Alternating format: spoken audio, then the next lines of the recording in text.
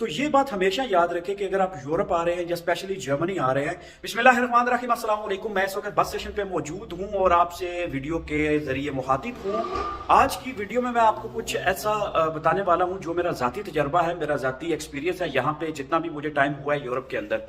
अगर आप या आपका कोई जानने वाला दोस्त यहाँ पे यूरोप के अंदर आ रहे हैं, चाहे वो स्टडी वीज़ा पे है, चाहे वो वर्क वीज़ा पे है, कैसे भी हैं, यहाँ पे यूरोप के अंदर जो सबसे इंपॉर्टेंट चीज़ है वो है आपकी लैंग्वेज।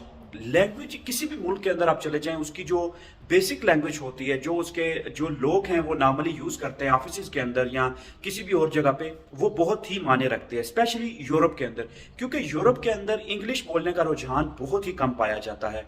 यहाँ पे मैं जर्मनी के अंदर रहता हूँ और मैं जिस भी ऑफिस के अंदर गया हूँ या किसी भी बैंक के अंदर गया हूँ या किसी भी जगह पे गया हूँ, तो सब ने मुझसे डच में बात करने का बोला है और मुझे बोला है कि आप जर्मन जबान में बात करें या आप अपने साथ कोई ऐसा बंदा ले आए जिसको आपकी जबान समझ आती है, वो हमें ट्रांसलेट करके बोलेगा। तो ये मुझे उस वक्त इस चीज़ का एहसास हुआ जब मेरा कोई काम था किसी गवर्नमेंट इंस्टीट्यूट के अंदर या किसी बैंक के अंदर, मैंने अकाउंट ओपन करवाना था या मैंने अपनी इंश्योरेंस करवानी थी, हेल्थ इंश्योरेंस लेनी थी, उसके ऊपर कुछ भी मैंने करवाना था। तो ये मुझे उस वक्त मुश्किल फेस करनी पड़ी जब मैं जिसको भी कॉल करता था वो आगे से बोलते थे, सॉरी हम लोग इंग्लिश नहीं बोल सकते, आपको डच बोलनी होगी या किसी दूसरे बंदे से आप कॉल करवाइए।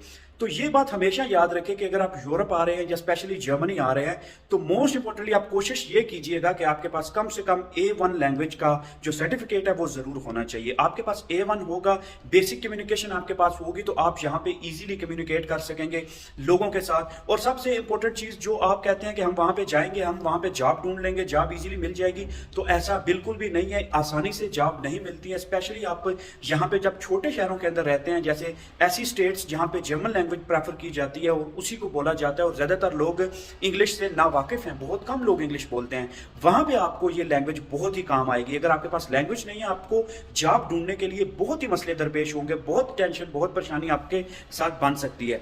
और लैंग्वेज के बगैर बहुत कम रेशियो है उन लोगों को जॉब मिलती है जहां पे लैंग्वेज की रिक्वायरमेंट नहीं होती है, बस आपने कोई एज अ हेल्पर काम करना होता है। तो जब आप एज अ हेल्पर काम करते हैं या पैकिंग के लिए काम करते हैं या वेयर हाउस के अंदर काम करते हैं, वहां पे आप जॉब कर सकते हैं, लेकिन वो भी परमानेंट मुश्किल हो जाती है। आपको कुछ ना कुछ बोलना आना चाहिए।